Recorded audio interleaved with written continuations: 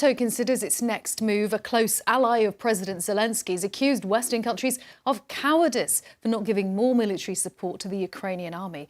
As Russian troops are repositioning in the east to launch a new attack, there's growing frustration among some Ukrainians over the stance of some of its allies.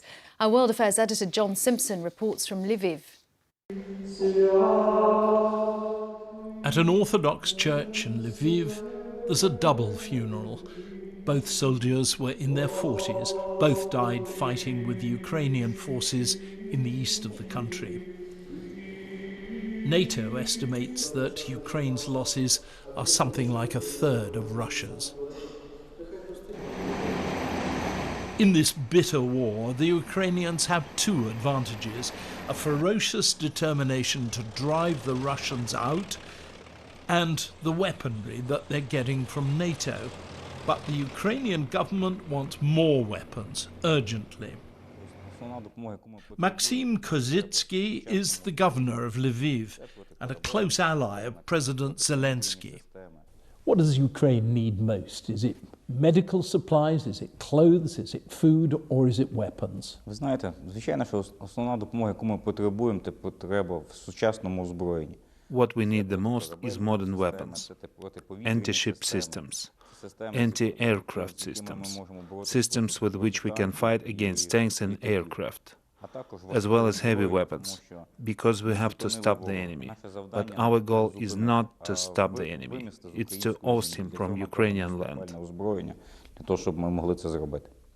Like his president, Kozystsky believes NATO isn't giving Ukraine nearly enough weapons. He's pretty scathing.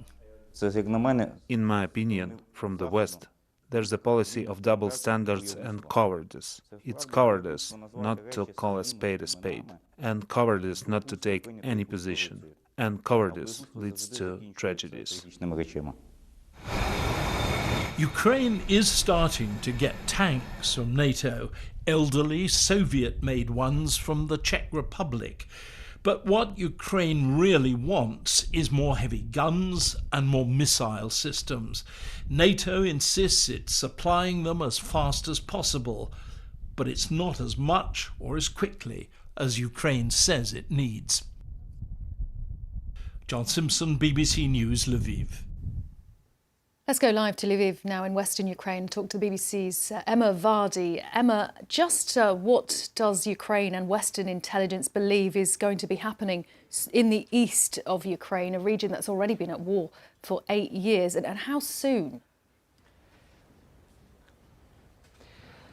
Well, Russian forces have suffered losses. They're going to take a bit of time to regroup and refocus their efforts to the east. But we're already seeing now the movement of Russian troops and supplies towards the Donbass region. It's understood that the goal of Russian troops is to encircle the Ukrainian forces who are there and to take much bigger parts of the territory in east of Ukraine, in the Donbass region, where some of it is already held by Russian-backed separatists. Now, as to how soon, well, Ukrainian forces say they're getting ready, they're braced for attacks to be stepped up there. There's already, of course, missile strikes continuing on towns in the east, particularly the southern key port city of Mariupol, where intense bombardment continues. But people are very aware now that this is where Russia's aggression is going to be focused. And that's why we're seeing these increased warnings now from Ukrainian officials telling people in these regions, get out while you still can, find a way to escape, because this intense period, they believe, is coming. And of course, people have now seen in recent days the horrors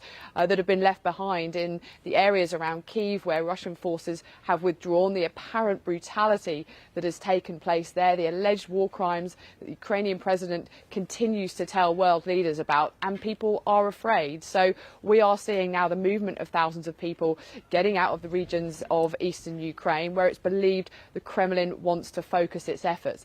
Now, if Russia was to be able to take the whole Donbass region, it would characterise this as liberating this part of Ukraine. It would portray this as a win inside Russia. But it's nowhere near doing that yet. And there's every indication this could lead to a prolonged ground war to be able to take that size of territory. Emma, you mentioned Mariupol in the south. How many people out of, 160,000 people living in truly dreadful conditions there, how many have been able to leave so far? We believe about 1,000 got out yesterday, led in a convoy by the Red Cross, and that was a small success really after days and days of attempts to evacuate people. Others have been able to get out under their own steam in private cars. There are humanitarian corridors opened up, but of course it's going to take a much bigger effort to evacuate the many, many more people who are still trapped there. And we understand the conditions are just worse and worse by the day because of course there's not many places left to shelter. A lot of the city, we understand, is reduced to rubble, people trying to shelter in basements, in ruined buildings, without a lot of food, without electricity and fresh water. And the mayor of Mariupol has been speaking on behalf of people, trying to say how badly the humanitarian crisis is getting. He said, look, we're seeing 100 missile strikes within one day alone. So it is incredibly dangerous to try to get people out of there. Goodness only knows how bad the situation looks from the inside. We may know more in the days to come, and the Red Cross says it's continuing its efforts to try to evacuate people. But it's very difficult for the aid workers too. We had a Red Cross team who were held by police a couple of days ago. That stalled one of the efforts to get in there.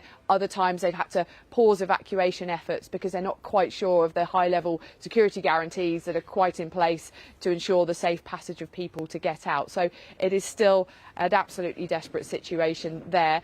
And there are other towns and cities also under Russian occupation. Ukrainian officials have been pointing to some of those horrific pictures coming out of Bucha and saying to people, we believe this is only the tip of the iceberg.